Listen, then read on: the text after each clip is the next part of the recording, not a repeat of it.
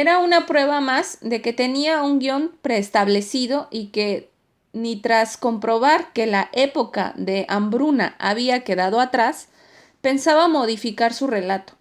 Bionnar, el número 2 de la KFA, escuchó al stand-up y sugirió repetirlo con una fórmula menos sensacionalista, que hablara de las dificultades económicas que seguía arrastrando la nación, pero aquel incidente no fue el detonante de la tormenta que vivió la marcha a partir de aquella tarde.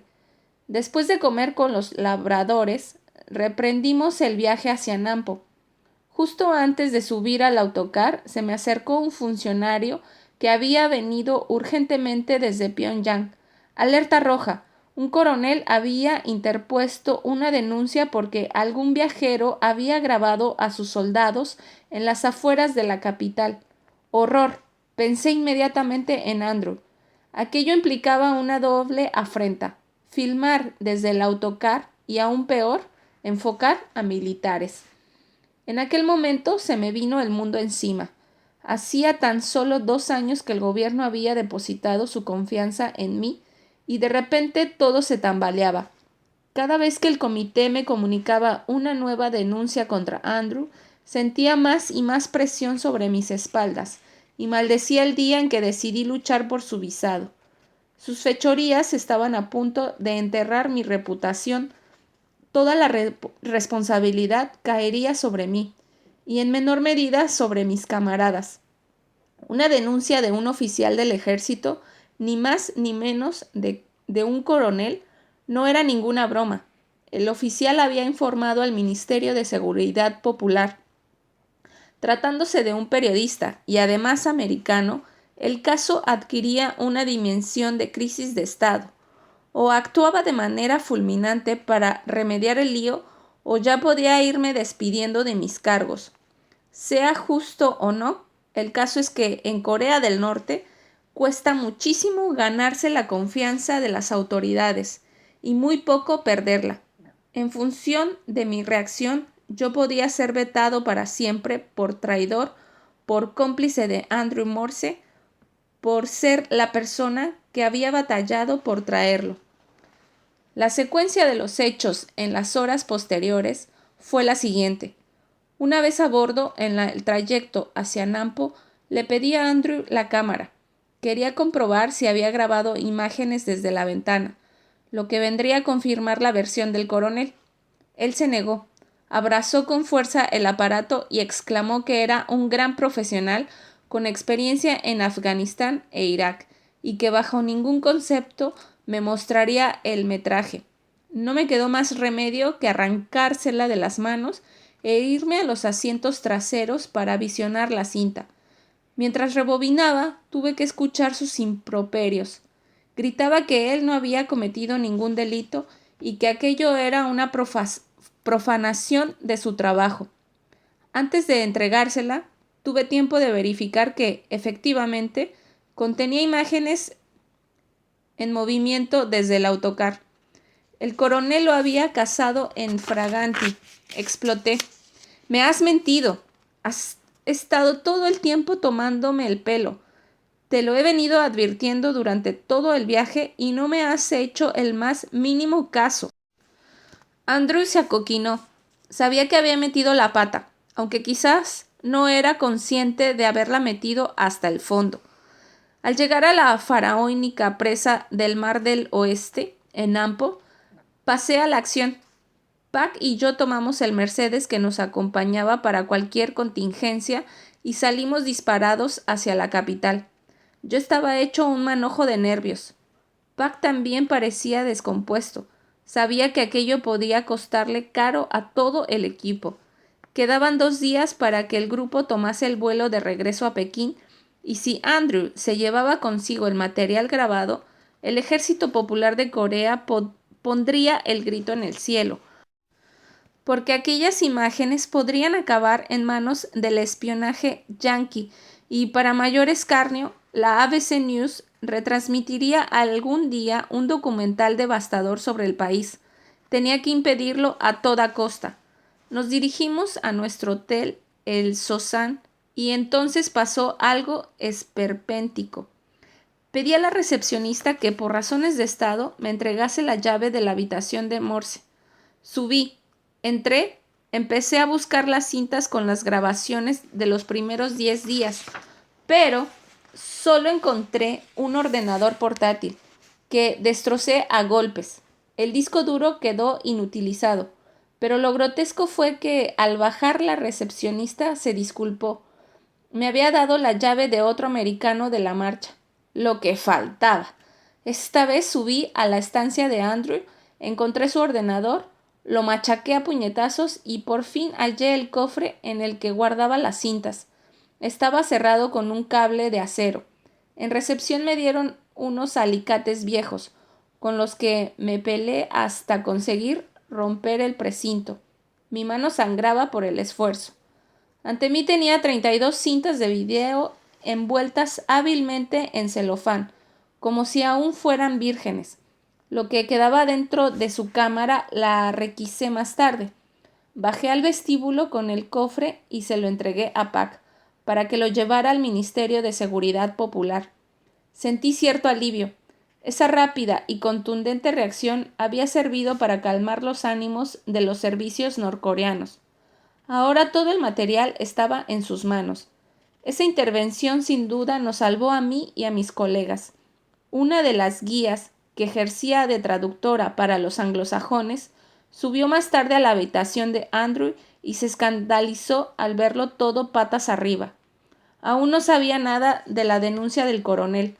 Cuando se lo expliqué, casi le da algo. El caso la habría salpicado también a ella como supervisora de los movimientos del periodista americano.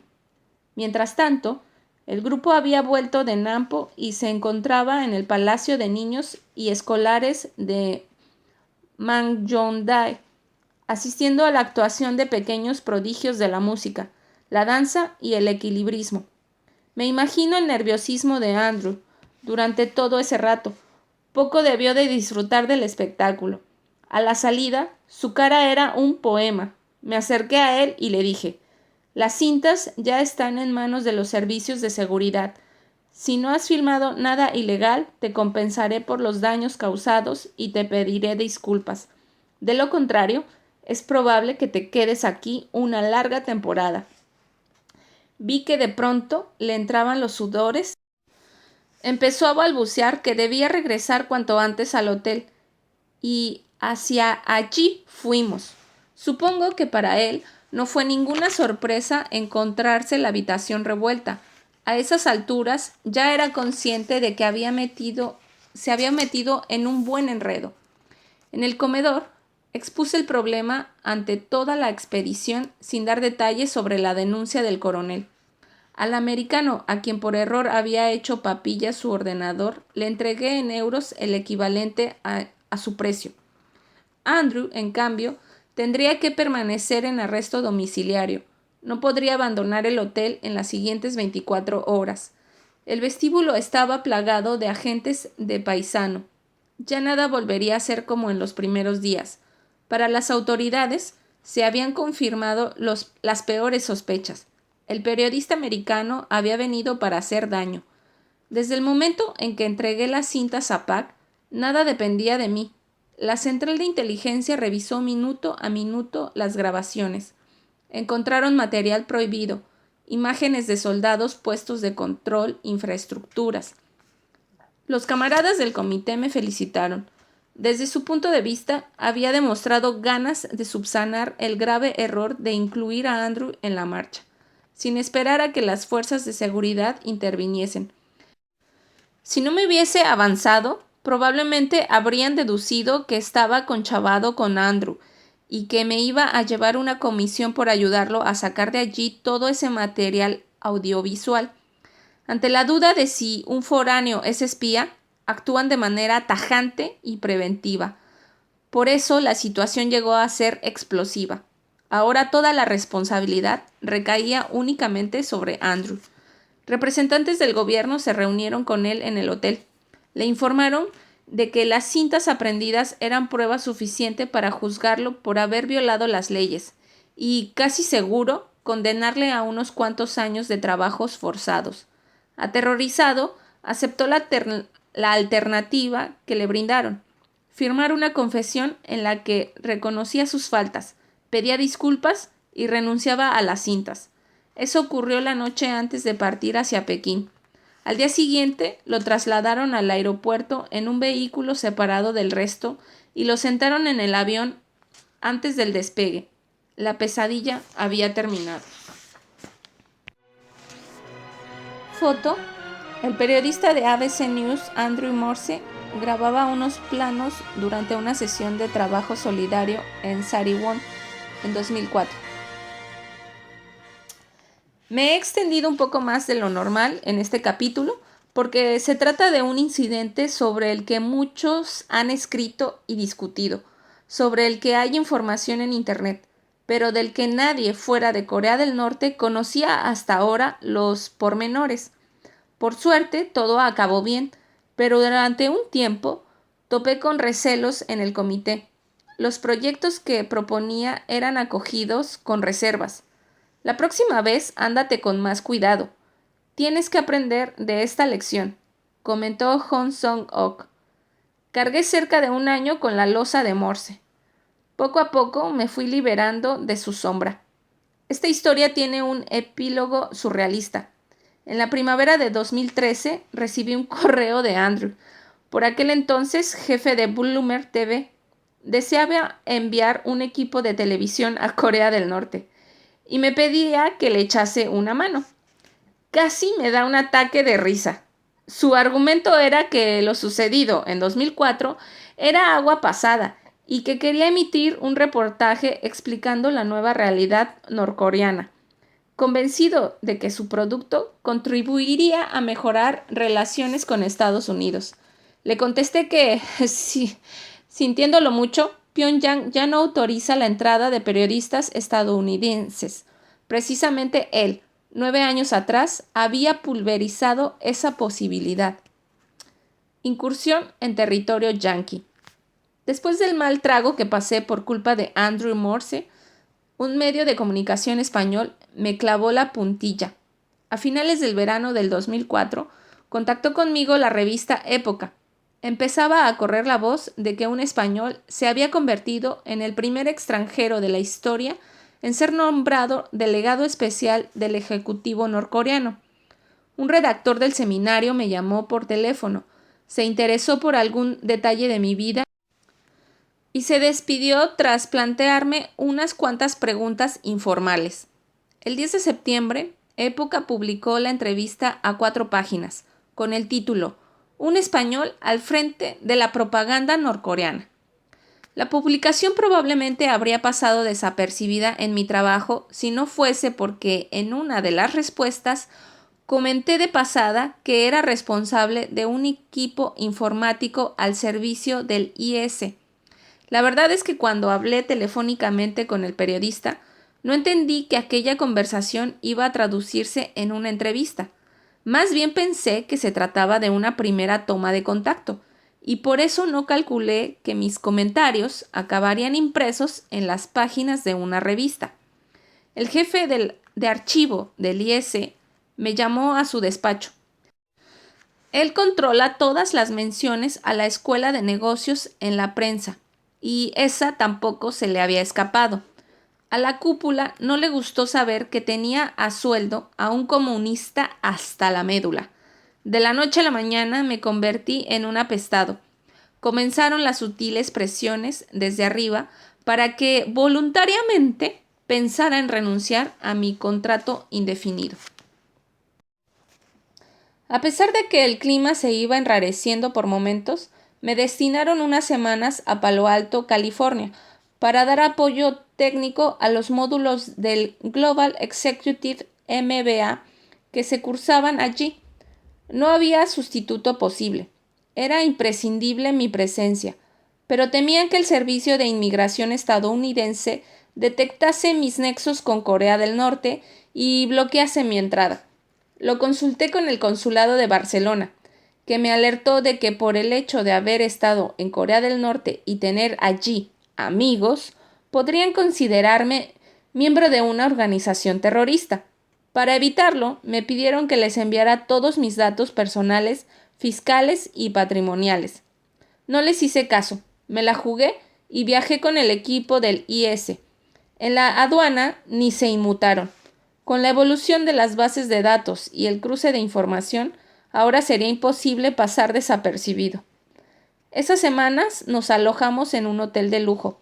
Dicen que Palo Alto es la localidad con mayor renta per cápita del país, y ciertamente durante el día solo había cochazos y gente con ropa cara, pero al caer la noche los blancos ricos se encerraban en sus villas y emergían legiones de vagabundos negros con carritos llenos de chatarra.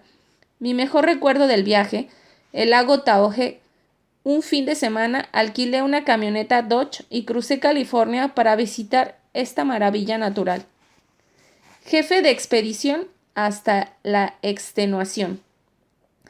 A partir de 2005, incrementé mis visitas a Corea del Norte. A la vista del interés de muchos internautas, propuse instaurar un par de expediciones turísticas al año, abiertas a una veintena de personas por grupo.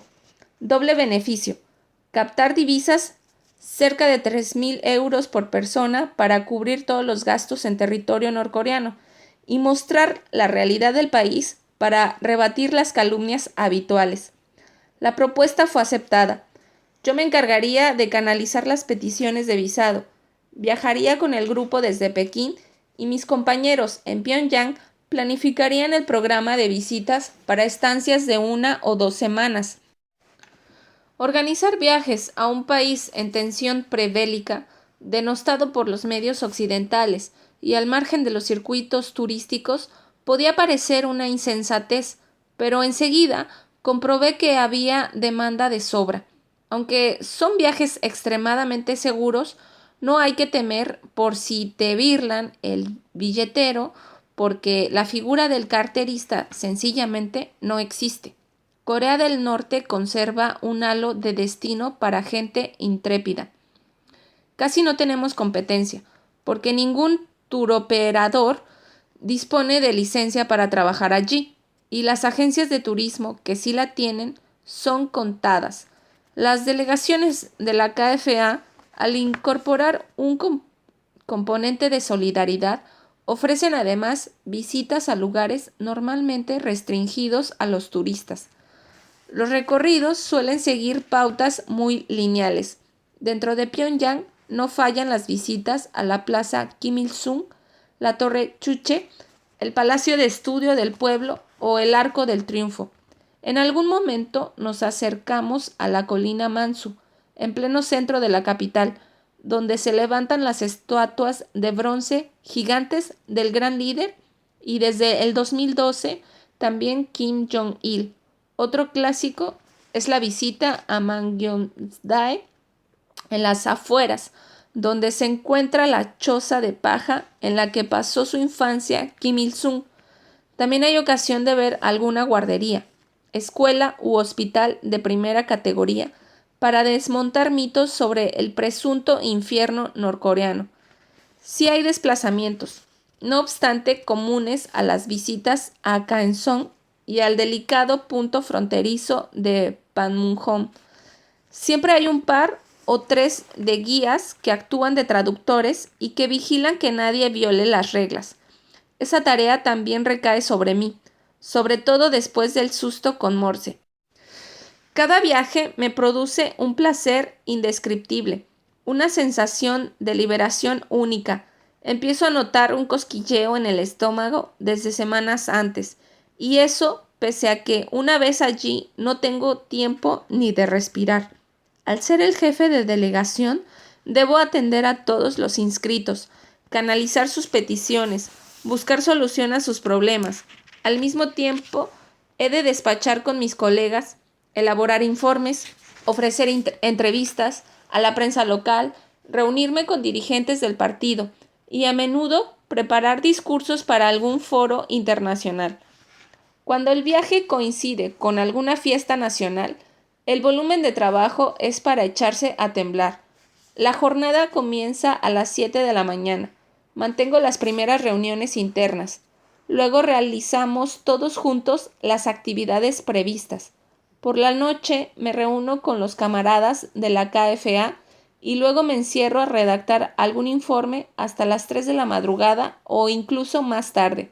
Una auténtica locura que a mí me hace feliz, aunque en alguna ocasión he llegado al borde del desfallecimiento y nunca mejor dicho, una vez llevaba un puñado de días soportando ese ritmo, sin apenas poder dormir. Al mediodía volvimos al hotel Yankando 4 estrellas en medio de un islote del Taedong, y después de comer subí a la habitación a tumbarme. No podía más. Disponía de 20 minutos para echar una cabeceada y necesitaba aprovecharlos. Pero al poco rato sonó el teléfono y me desperté sobresaltado. Era Pac. Quería consultarme algo sobre la ruta de la tarde. La llamada truncó mi sueño. Fui a refrescarme al baño y en ese preciso instante mi cuerpo dijo basta. Caí desmayado. Al desplomarme, me golpeé contra el mármol del baño y acabé con un ojo morado y el labio partido. Lo curioso es que al cabo de unos pocos minutos, estando yo todavía inconsciente en el suelo, entró Pac en la habitación con una llave maestra, acompañado de la doctora del hotel, que me sonrió allí mismo y dio la orden de trasladarme a un hospital. ¿Cómo se habían enterado de mi desmayo? Muy sencillo. Cuando hay fiestas nacionales y los hoteles de Pyongyang se llenan de extranjeros, en las habitaciones suelen activarse micrófonos ocultos para prevenir la presencia de espías. En mi caso, no había nada que ocultar. Lo único que podía ocurrir es que me pillasen cantando en la ducha. Pero no hay que olvidar que es un país en guerra y cualquier prevención frente al enemigo es poca. Aquel día, por cierto, el agente encargado de las escuchas en mi cuarto afinó el oído y gracias a su rápida actuación pude ser atendido al instante. Por un día fue mi ángel de la guardia. El inútil arte de la fuga. Una de las reglas que más suele fastidiar al viajero es la prohibición de salir a dar un paseo en solitario. Entiendo su frustración. Recuerdo que en las primeras visitas me moría de ganas de recorrer Pyongyang de arriba abajo sin restricciones, pero con el tiempo he comprendido las cautelas de los norcoreanos.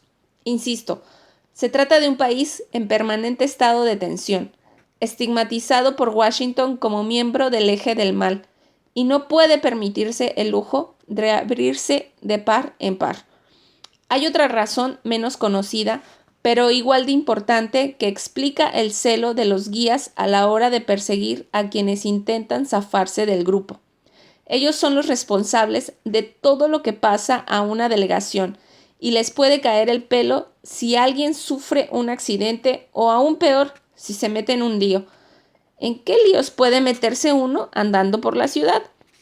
En la militarizada Corea del Norte hay edificios públicos que a simple vista nadie adivinaría que son instalaciones secretas. Si por casualidad un extranjero se mete por ahí a husmear, puede desatarse una tormenta diplomática, y los primeros en pagar los platos rotos seríamos los guías y yo. Por esta razón, a Pac casi le dio un infarto durante mi primer viaje en 1992, cuando me escapé con una amable pareja a cantar y bailar a orillas del Taedong. Desde que fui nombrado delegado especial, tengo libertad de movimientos. Una vez iba admirando los gigantescos bloques de apartamentos de una gran avenida, cuando de pronto observé cómo 2 policías militares agarraban a un chaval vestido de paisano. Desconozco cuál era el delito, pero me imagino que se trataba de un recluta que no se había presentado en el cuartel, o quizás fue arrestado por andar sin uniforme.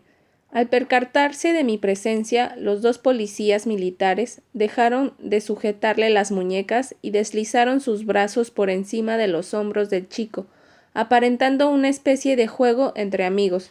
El caso es que aquel barrio residencial se ocultaba una sede militar secreta, sin placas en la entrada, sin distintivos a la vista. Los viajeros raramente son conscientes de esos riesgos. Los primeros días suelen tantear el terreno con timidez, sin atravesarse a tensar la cuerda, Pero a medida que pasan las jornadas, más de uno se relaja y siente la tentación de vulnerar alguna norma para hacerse el hombrecito y poder contarlo a la vuelta. En varias ocasiones he tenido que ir detrás de algún listillo. Normalmente estas fugas fracasan antes de que el intrépido superhéroe haya recorrido más de 100 metros, porque en el vestíbulo del hotel suele haber personal vigilando quién entra y sale. Si tiene la fortuna de escurrirse por alguna calle, tampoco es difícil dar con él. Los ciudadanos que lo han visto pasar te van indicando hacia dónde se dirige, lo van delatando hasta frustrar su escapada. La seguridad es un valor que los norcoreanos tienen muy interiorizado. Solo una vez un individuo consiguió desaparecer durante media hora. Salió del Jangkado, cruzó el puente y llegó corriendo hasta la estatua de Sholima, todo un récord. Su aventura terminó cuando un policía lo paró para pedirle su documentación. Maestros del sensacionalismo. Son muchos los periodistas que han llamado a mi puerta para pedir permisos de entrada. Telecinco, TV3, El Periódico y un sinfín de medios internacionales han publicado trabajos excelentes, pero mis apuestas no siempre han salido bien. Igual que sucedió con Andre Morse, otros reporteros han aprovechado para derramar, a su regreso, un listado de tópicos sensacionalistas, tan espectaculares como alejados de la realidad. Supongo que volver sin imágenes de niños famélicos o de alambradas y campos de exterminio es como irse con las manos vacías. Así que necesitan inventarse una película de miedo para justificar el viaje. Hay casos de una torpeza exasperante, como el de Georgina Higueras, redactora del País. A ella le conseguí un visado y la acompañé en abril de 2005. A la vuelta se obsesó en publicar una y otra vez una mentira fácilmente rebatible, que en Pyongyang no hay bicicletas. Quizá había oído o leído en algún sitio ese bulo, pero durante su estancia tuvo tiempo para comprobar que no es verdad. Y pese a todo, en su crónica del 27 de abril de 2005 escribió que la gente camina kilómetros para ir a trabajar porque ni tan siquiera hay bicicletas. Pero si las ha visto bien como yo. Lo más alucinante es que el 15 de mayo repitió casi las mismas palabras en una comparativa entre Pyongyang y Seúl. Y el 5 de junio, en el Dominical, se regodeó de esa supuesta ausencia de bicicletas. El gran líder dijo un día que daban un aire poco moderno a la ciudad y nunca más volvieron a rodar por sus amplias avenidas. El bulo convertido en noticia. Higueras volvió a meter la pata en 2013. Coincidí con ella en la mesa de debate del programa Fort Apache de Pablo Iglesias en Hispan TV y se atrevió a afirmar que la mujer del nuevo líder Kim Jong-un no lleva nunca la insignia de la lealtad en sus trajes. ¿Cómo?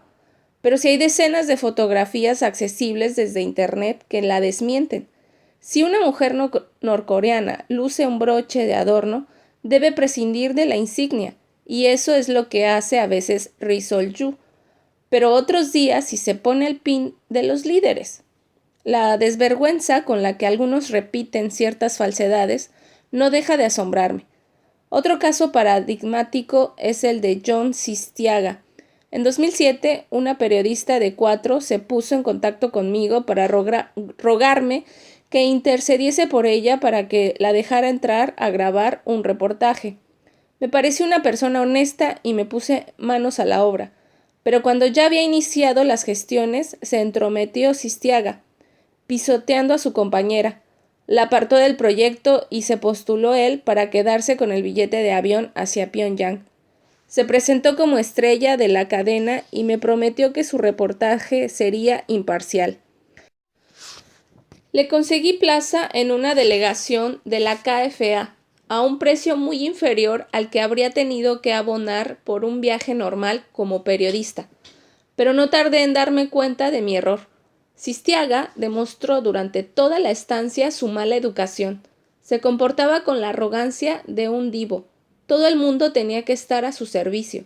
Si alguien le prohibía cualquier cosa, montaba en cólera y respondía con irrespetuosos sarcasmos. Al ver su actitud, yo mismo le denegué peticiones de entrevistas con altos cargos o visitas no programadas.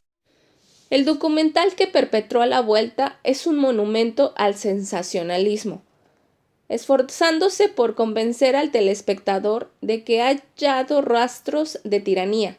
Enfoca a un hombre barriendo una carretera y llega a la conclusión de que es un disidente represaliado. Eso es rigor. Pero claro, ¿quién va a desmentirlo? Tratándose de Corea del Norte, cualquier barbaridad parece verosímil, ¿no? Los procedimientos para propagar bulos son muy variados. Las mentiras. Cuanto más rocambolescas, mejor. Incendian en pocos minutos las redes sociales y son pocos los que se molestan en contrastar la veracidad o plantearse que, más allá de su mala fama, es imposible que los norcoreanos estén tan mal de la cabeza.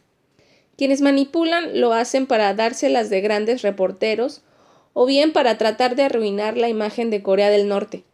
Parte de la culpa, hay que admitirlo, es atribuible al secretismo del sistema, que en lugar de protegerlo provoca aún más desconfianza, hasta el punto de que cualquier rumor, por disparatado que sea, es capaz de cuajar.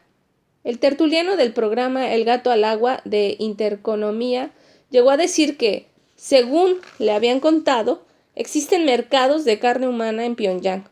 Hordas de caníbales andan sueltas. Si no fuese un asunto tan repulsivo, sería para partirse de risa. El 16 de junio del 2010, The Guardian publicó un artículo en el que informaba, supongo que en plan de cachondeo, de que el rotativo de Pyongyang Democrat, inexistente, había falseado el resultado del partido entre Brasil y Corea del Norte en el arranque del Mundial de Sudáfrica, en lugar de explicar que los brasileños se habían impuesto por 2-1. Este periódico imaginario resaltaba la aplastante victoria norcoreana, por 29-0, y añadí que 28 goles los había marcado Kim Jong-il. Pues bien, esa broma llegó a generar comentarios en internet como si fuese verídica. Los más crédulos se echaban las manos a la cabeza y se mofaban del grotesco frenopático juchiano. Foto con John Sistiaga. Tuvimos constantes fricciones durante el viaje. A la vuelta difundió un documental, a mi juicio, lleno de imprecisiones e información sesgada.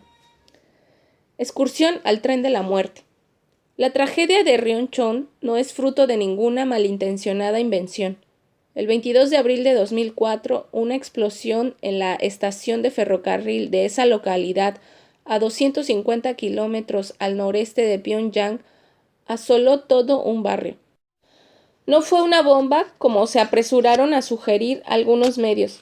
Kim Jong-il había pasado por ahí en tren unas horas antes, pero aquello no fue un magnicidio fallido, sino un calamitoso accidente. Un tren cargado de nitrato de amonio, producto altamente inflamable utilizado en fertilizantes, estaba realizando maniobras cuando, de repente, un chispazo en la catenaria provocó la hecatombe. El estallido hizo saltar por los aires todo lo que había a 500 metros a la redonda. La estación engullida en un cráter, cientos de viviendas y varias fábricas destruidas. Y lo más doloroso, una escuela primaria quedó reducida a cenizas. En el momento de la explosión, el colegio estaba atestado de niños. Las autoridades reconocieron de inmediato el desastre y solicitaron ayuda humanitaria. La Cruz Roja contabilizó 161 muertos y al menos 1.300 heridos. El panorama debió de ser dantesco, pero solo un mes después, la KCNA informó de que los trabajos de reconstrucción avanzaban a pasos acelerados, día y noche. El área quedó en pocos días limpia de escombros y 4 semanas más tarde se había completado el 80% de las áreas de cimentación de las nuevas viviendas para 1.650 familias afectadas. La escuela era una de las prioridades. En un mes ya estaban levantadas de nuevo las paredes. Miles de voluntarios civiles y soldados participaron en los trabajos. Justo un año después, me encargué de gestionar el visado del entonces corresponsal de La Vanguardia en Pekín, Rafael Poch, que una vez allí suplicó poder visitar Rionchon. Puse todo mi empeño para podernos desplazar hasta ese lugar tan alejado de los circuitos turísticos. Nadie del comité había estado nunca. Ningún periodista occidental se había ni tan siquiera acercado, y menos después del accidente, pero obtuvimos el permiso. En Corea del Norte, todo lo que implique desviarse de las autopistas principales es un calvario. Rionchon está bien comunicada por vía férrea, pero llegar hasta allí en coche equivale a 12 horas de pesadilla por caminos de tierra, unos senderos casi intransitables por los socavones provocados por el paso de carros blindados. Tomamos prestado el Toyota Grand Saloon que utilizaba la viceministra. A la pobre Hong Song-ok le devolvimos un amasijo de metal con las suspensiones trituradas y la chapa deteriorada.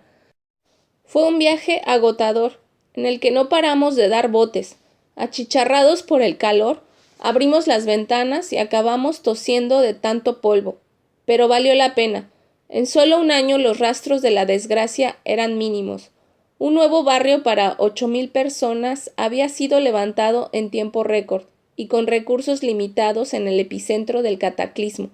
Fuimos a ver la nueva escuela, reabierta a los 3 meses, y conocimos a un profesor del centro, condecorado como héroe de la República por haber salvado la vida de varios niños atrapados entre las ruinas. En el momento de la explosión, los críos estaban en clase. Las paredes reventaron, se dio el techo. El colegio, a 200 metros de la deflagración, se convirtió en un infierno de fuego, llantos y gritos de auxilio. Aquel hombre jamás podrá desterrar de su memoria lo que vio mientras buscaba supervivientes. Sangre, pedazos de carne, cuerpos sin vida. Murieron 76 estudiantes. Recordar esa visita me produce escalofríos, pero tan grande es la pena por todas esas muertes como la admiración por la entereza con la que el ejército y los habitantes de Rionchon resucitaron un barrio arrasado. La montaña sagrada de la Revolución. En la cumbre más alta de la península, sus laderas exaltan historia.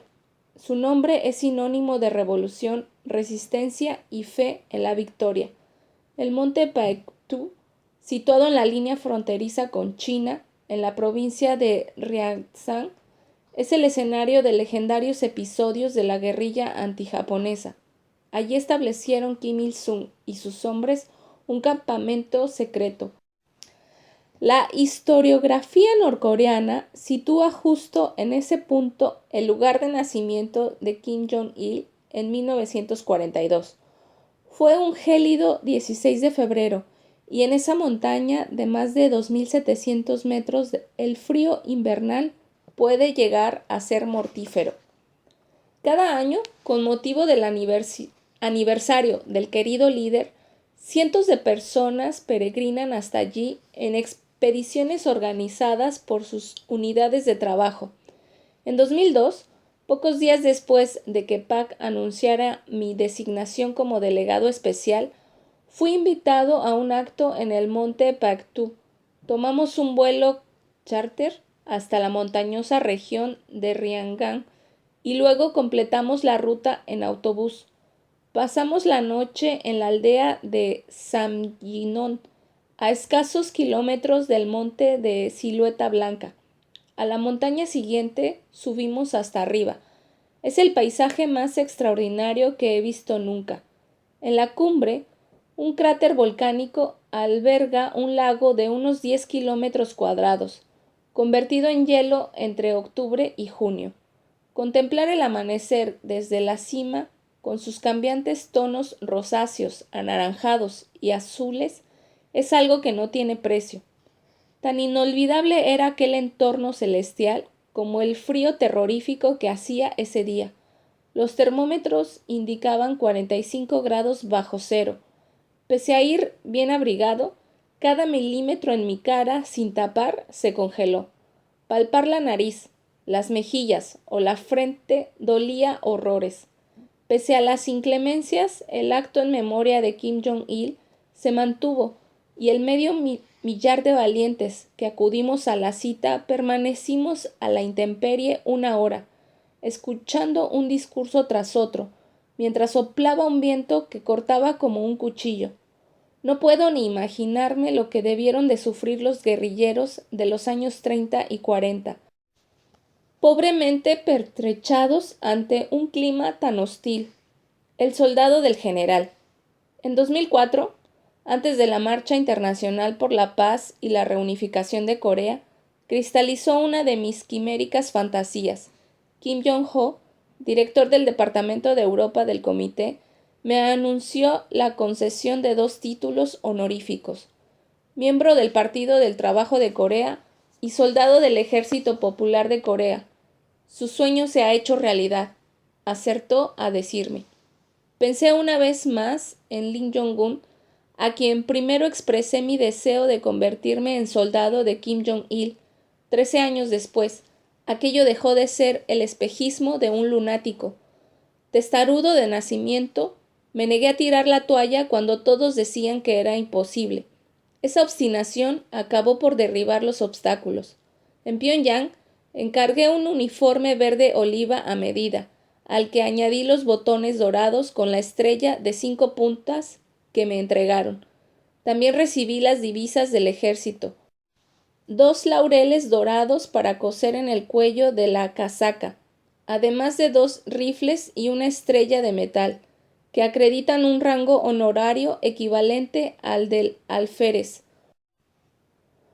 Por fin podemos llamarle Changunim Chonsa, comentó Pak, soldado del general, del general Kim Jong-il. Es el apelativo con el que allí se me conoce desde entonces. Con los años he ido sumando media docena de condecoraciones por distintos motivos. Tras crear la primera web me concedieron la Orden de la Amistad. En abril de 2012 recibí por segunda vez la distinción. La familia de Shang Refan, un combatiente chino caído en la Guerra de Corea, me entregó la medalla de la Fundación de la República. Recibí también la Orden de la Bandera de la República, por acumulación de méritos. Quizá mi condecoración más preciada sea la insignia del 7º Regimiento Oh-Jung-Hup, otorgada por la unidad del ejército que custodia la frontera con Corea del Sur en Panmunjom.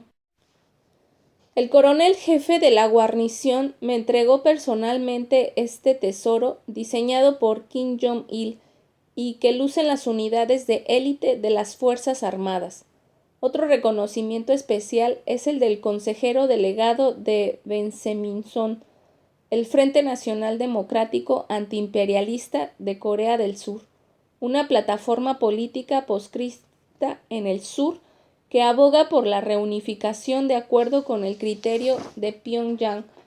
Cho Il-min, su líder, escapó al norte y fue acogido con los brazos abiertos por Kim Il-sung. Fue fácil congeniar con Cho, a quien conocí en 2002. Él habla inglés, ha vivido en una sociedad capitalista y entiende mis reflexiones sin necesidad de extenderme en detalles. Pese a ser unos 30 años mayor que yo, empatizamos a la perfección. Es uno de mis mejores camaradas. Tenerle al lado es una delicia. Habla en un tono pacífico, embriagador. Bajito, delgado, con gafas, su pronunciada calvicie, su nariz aguileña, su perenne sonrisa, todo en él parece emanar un espíritu inofensivo. En 2005 me vinculó a su organización, que quedó enlazada con la KFA. Si usted es soldado del general, puede considerarse coreano. Tenemos que bautizarlo con un nombre nacional. Le propongo Chong Sung-il, dijo en uno de nuestros encuentros. No era una protesta al azar, sino un juego de palabras, en coreano. Chon Sun-il significa Corea es una. Quiso atribuirme un mismo apellido para reforzar nuestro hermanamiento, así que ahora dispongo también de un nombre coreano. Foto en la página 134. Rodeado de guardias rojas en el monte Paktu, cuna de la Revolución Coreana. Foto página 135. Chao Il-min, camarada originario de Sur Corea, fue quien me rebautizó con un nombre coreano, Cho Sun-il. Famoso a 9.500 kilómetros de casa. Estaba cenando en un restaurante con otros camaradas cuando de pronto Pak me dio una palmada en el hombro y señaló el televisor. «Mira, ¿quién es ese?». Aparecía yo de perfil, oteando el horizonte desde lo alto de la torre Chuche. Una voz en off iba traduciendo mis proclamas revolucionarias. Se trataba de un documental de 15 minutos, editado a finales de 2003, bajo el título Yo seré un soldado del mariscal Kim Jong-il. La pieza intercalaba planos de mis visitas a lugares de culto con fragmentos de entrevistas a medios locales en los que decía cosas como «No hay nada más honrado que dar la vida por la patria, el partido y el líder». O «Si los imperialistas americanos provocan la guerra, vendré al frente coreano para defender a Kim Jong-il». Lo más curioso es que, debido a sus limitados contenidos, la televisión norcoreana suele repetir una y otra vez las mismas películas, series y dibujos animados, así que desde entonces habré visto ese documental como mínimo media docena de veces. En cada viaje suelo toparme con un equipo de televisión cubriendo alguna de mis actividades. En más de una ocasión he tenido que ofrecer una rueda de prensa en la terminal del aeropuerto. Nada más aterrizar. Mis mensajes siempre son los mismos. Adhesión incondicional al líder, cierre de filas frente al enemigo y diatriba contra las provocaciones yanquis. Empleo el lenguaje que se utiliza allí y nunca falla. Al día siguiente lo reproduce toda la prensa. El 10 de febrero de 2012, el Rodong Sinmun, el Diario de los Trabajadores, órgano del Comité Central del Partido, publicó como primera noticia de portada la carta que le envié a Kim Jong-un para informarle de un seminario internacional sobre la figura de Kim Il-sung. Mis amigos y yo nos quedamos de piedra, abriendo la portada del periódico más importante. Aún no doy crédito. A base de aparecer en telediarios, radio y periódicos, mi cara se ha ido popularizando hasta el punto de allí todo el mundo me conoce. Recibo algunas muestras de cariño enternecedoras, como esa vez que iba a entrar en un taller textil. Se me acercó sonriente una mujer con un bebé y puso a la criatura en mis brazos para hacernos una foto los tres juntos.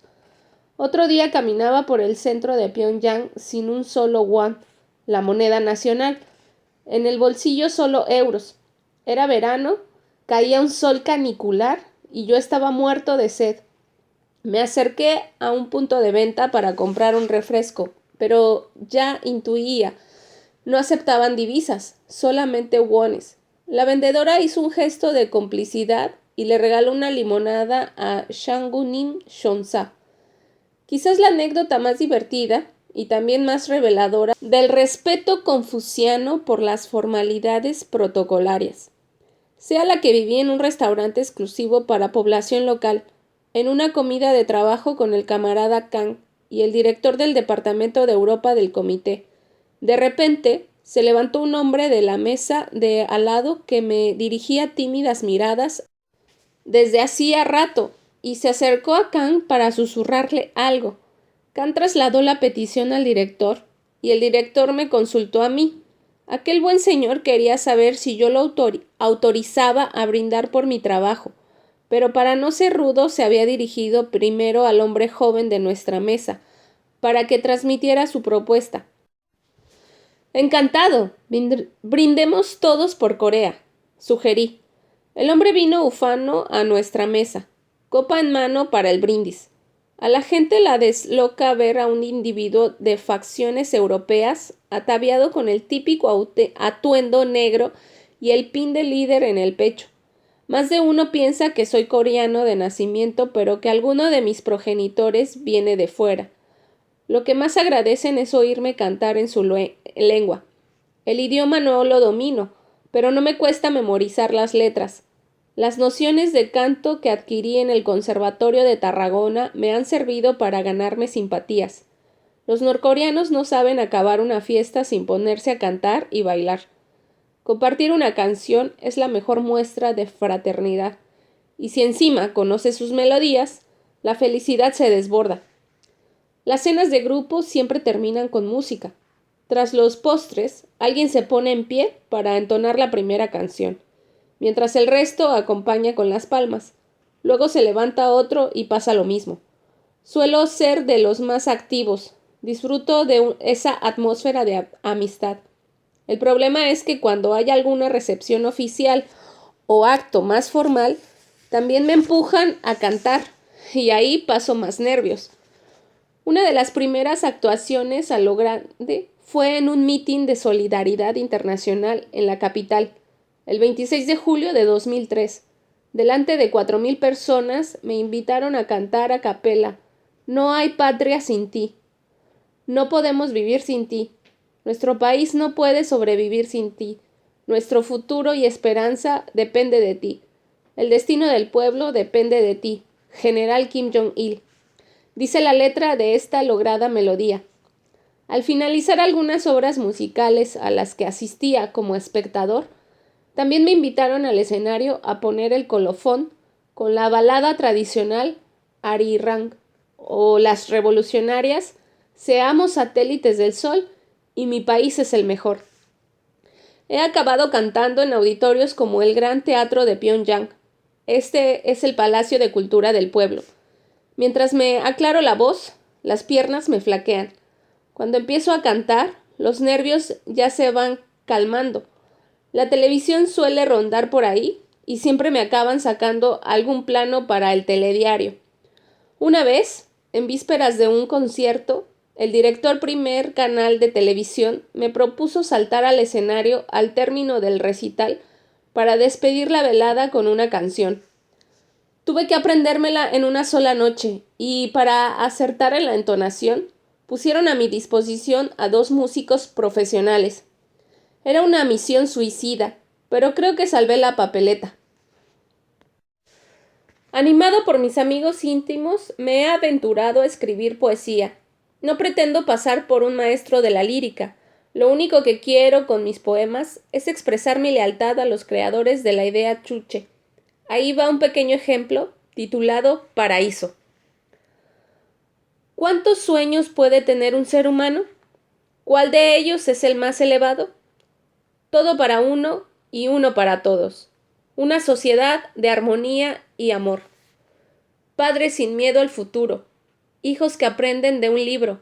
Explotación es una palabra antigua. Crimen ya desapareció hace tiempo. Corea es libre bajo el resplandeciente sol. Paraíso, una esperanza que devino realidad. Paraíso, traído por nuestro generalísimo Kim Il-sung. Paraíso, conquistado con la sangre de los camaradas caídos. En 2 ocasiones me han concedido el Premio Internacional de la Literatura, una por mis versos y otra por el ensayo Corea, la ciudadela Songun. Soy un hombre de acción, no un literato, pero disfruto escribiendo sobre lo que más me gusta. Foto de el 10 de febrero del 2012, el Rondon Sinmun publicó como primera noticia de portada la carta que le remití a Kim Jong-un. Foto del periódico. Página 140. Foto. Por 2 veces me han concedido el Premio Internacional de Literatura. Es el número 61. Let's Wild the Right to Spend Highest Honor Prize.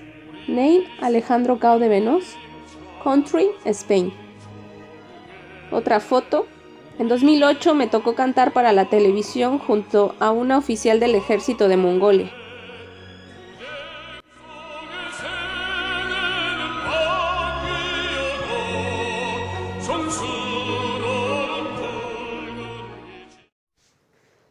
Parte 7. Burócratas. Inversores intrépidos. En 2003, cuando surge la idea de organizar delegaciones turísticas a Corea del Norte, propongo ofertar también expediciones enfocadas exclusivamente a los negocios. La intención es captar inversiones extranjeras, atraer a emprendedores dispuestos a asumir riesgos, invertir en un país estigmatizado y con una legislación mucho más severa que la ultraliberal. China podría parecer una operación suicida, pero el potencial de negocio es bárbaro, porque los costes de producción son irrisorios. La cualificación y disciplina de los trabajadores no tienen parangón y apenas hay competencia. Eso sí, hay que saber tratar a los norcoreanos. Quien falte al respeto a sus íconos se cierra todas las puertas. Ir allí con aires de fanfarrón dinamita toda opción de acuerdo. En cambio, exhibir humildad, someterse a las reglas y ser transparente es la mejor manera de plantear una negociación. Cuesta ganarse su confianza. Hay que emplear mucha psicología, descifrar bien su mentalidad. Y ahí es donde puedo echar una mano, actuando de enlace entre dos mundos con formas de pensar diametralmente distintas, resolviendo los frecuentes malentendidos. El comité dio luz verde a la idea de fomentar no solo las relaciones culturales con el exterior, sino también los tratos comerciales. Cada año convocamos a través de la web un par de business trips para empresarios. Viajo con ellos. Mis camaradas organizan los encuentros con el ministerio del ramo que corresponda y se discuten los pros y contras de las propuestas. A continuación se elabora un estudio de viabilidad y finalmente se toma una decisión. Para instalarse en Corea del Norte, primero hay que constituir una joint venture con una empresa pública local. En 10 años hemos propiciado un montón de contratos. Recuerdo uno suculento con una empresa australiana para la fabricación de componentes para buques mercantes. La industria pesada es el sector más desarrollado. También en tecnología informática. Aunque parezca mentira, Corea del Norte es puntera. Es por eso que producimos prototipos de tornos de control numérico, auténticas virguerías de la ingeniería industrial. He recibido peticiones de grandes empresas de data hosting, deseosas de mudarse a Corea, por una cuestión de seguridad para huir del espionaje estadounidense. Otros empresarios solo quieren realizar un pedido o, en sentido contrario, exportar allí sus productos. Hemos importado aparatos de la italiana Ariston, procedentes de un stock en Singapur a un precio excelente, y hemos desarrollado proyectos de I+D con científicos extranjeros. Las oportunidades de negocio existen, aunque no siempre llegan a buen puerto, ya sea por las trabas que impone Washington o por qué no reconocerlo, por nuestra desesperante falta de reflejos. Burocracia y miedo a errar.